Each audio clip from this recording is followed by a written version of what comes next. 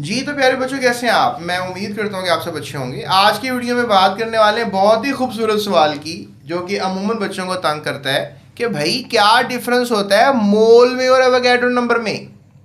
ठीक है, मोल में और एवोगैड्रो नंबर में क्या डिफरेंस है। देखें, मोल जिस तरह होता है ना, वो आप समझ लेंगे जिस तरह दर्जन होता है। अब दर्जन में तो आपको पता है कि टोटल 12 पीसेस या 12 चीज़ें होती हैं। इस तरह मोल में तो मोल बहुत बड़ा नंबर है। वैसे मोल में 6.02 10⁻23 चीज़ें होंगी। ये इतनी चीज़ें हैं जो आप हर सेकंड में भी गिने तो आपको लाखों साल लग जाएंगे गिनने के लिए। It's a big number.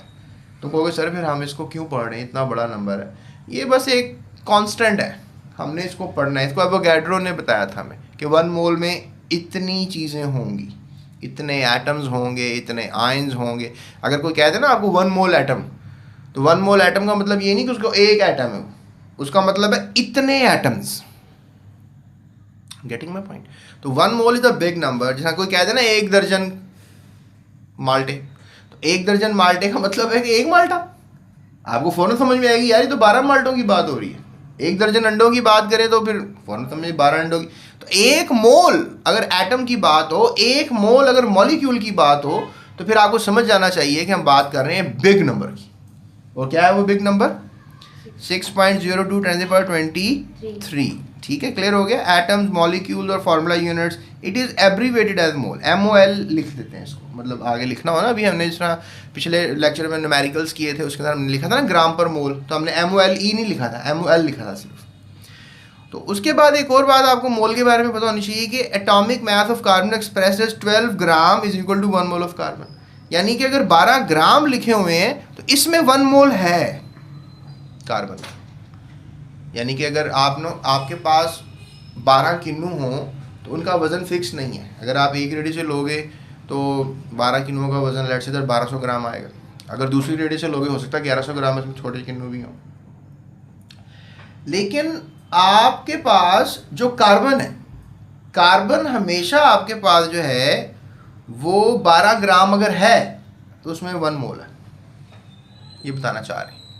यानी हमारे दर्जन में और वज़न में फिक्सचर नहीं है, लेकिन केमिस्ट्री में क्वांटिटी में और मास में फिक्सचर है। ये मैं आपको समझा के थक गया हूँ बात पिछले लेक्चरों के अंदर भी। ठीक है, अब आई होप आप समझ जाएं इस बात को। क्या बात है कि वज़न में और क्वांटिटी में फिक्सचर, इक्वालिटी है। ये देखें ना, इक्वालिटी आ गई है। ये क्या समझा रही है कि भाई अगर 12 ग्राम वज़न हुआ तो 1 मोल तय है किसका? कार्बन का। अगर मैं कहूँगा भाई मेरे पास 1 ग्राम हाइड्रोजन है प्यारे बच्चों, तो मैं कहूँगा यार मेरे पास 1 मोल क्या है? आप समझे इस बात? और यहाँ से हम क्या अंदाज़ा लगा रहे हैं कि भाई हाइड्रोजन छोटा एटम है, इसलिए उसका वज़न काम है मोल के अंदर। ठीक है, और कार्बन चूंकि बड़ा एटम है इसलिए उसका वज़न भी 12 ग्राम होगा, एक का नहीं 1 मोल का। तो आप कहोगे नहीं सर आप एक एटम का वज़न बताएं क्या होगा, आप छोड़े मोल को। मैं कहूँगा मेरे पास 12 ग्राम है तो मेरे पास 6.02 10⁻23 एटम्स हैं कार्बन के। और मैं कहूँगा नहीं मेरे पास तो एक एटम है कार्बन का, उसका क्या वज़न होगा? तो मैं उसको लिखूँगा 12 AMU प्यारे बच्चों, अगर मेरे पास एक एटम होगा। AMU क्या है? छोटा यूनिट है। ग्राम क्या है? बड़ा यूनिट है। इस तरह फिर साइंसदान इस प्रॉब्लम्स को इन पेचीदा मसलों को हल करते हैं। सबसे पहले तो इनको समझ नहीं होता है ना, सबसे पहले समझ ही नहीं आते ये, और जब समझ में आ जाते हैं तो दैट इज़ थम्स अप। अब तुमको नहीं सर थोड़ा सा ज़रा डिफरेंस करना था एवोगैड्रो नंबर्स के दरमियान, मोल के दरमियान और एवोगैड्रोस के दरमियान। मैं कहूँगा हाँ एवोगैड्रो नंबर तो आपको पता ही है, दैट इज़, ये देखें मच्छर भी पढ़ने के लिए आ गया है, इसको भी पढ़ा देते हैं। ये भूखा लग रहा है थोड़ा सा। अच्छा, Avogadro's number is also collection of 6.02 10⁻23 particles. Particles क्या हो सकते हैं? Atom, ions, molecules, formula units, है ना। ये मैंने आपको पहले भी बताई हुई बातें। सो इसको आप किससे रिप्रेजेंट करेंगे? Na से। ठीक है, एवोगैड्रो को अगर आप कहते हैं नहीं सर आपने सिखाया था Na सोडियम को कहते हैं, वो भाई सोडियम को ही कहते हैं, लेकिन A भी स्मॉल होता है ना सर। लेकिन अगर N जो है वो कैपिटल है और A कैपिटल छोटा सा करके लिखा हुआ है, that is Avogadro's number, not sodium. ये बच्चे इसमें भी कंफ्यूज हो रहते हैं सर ये सोडियम एवोगैड्रो नंबर में कैसे सिंबलाइज करें। भाई सिंबलाइज करने का तरीका ही डिफरेंट है। Hence the 6.02 number of atoms molecule formula units are called Avogadro number, ये बता रहा हूँ ना मैं आपको। So that is equal to the 1 mole of represented substance, और ये 1 मोल के बराबर होता है। तो मतलब 1 मोल एक क्वांटिटी है और एवोगाड्रो नंबर एक नंबर है।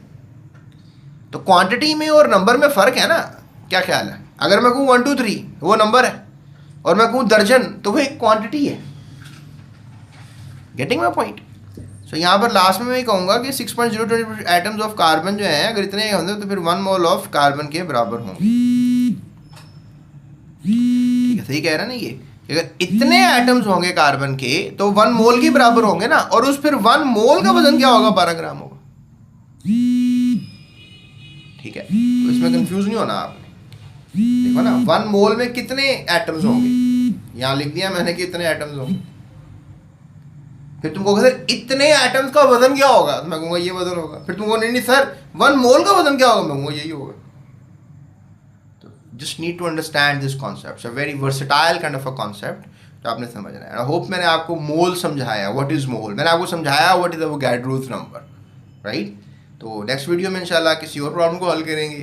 तब तक के लिए अपना ख्याल रखिएगा, जाते हुए चैनल को सब्सक्राइब लाजमी कीजिएगा, और डिस्क्रिप्शन में लिंक है जिसमें आप पूरी बुक की वीडियोस देख सकते हैं, टोटली फ्री ऑफ कॉस्ट। इसके अलावा अगर आपको कोई वीडियो चाहिए तो आप यूट्यूब सर्च बार पे कीवर्ड लिखें, साथ GS Academy लिखें, आपको मेरी वीडियो मिल जाएगी। So that's it, thank you so much, अपना ख्याल रखिएगा, सब्सक्राइब।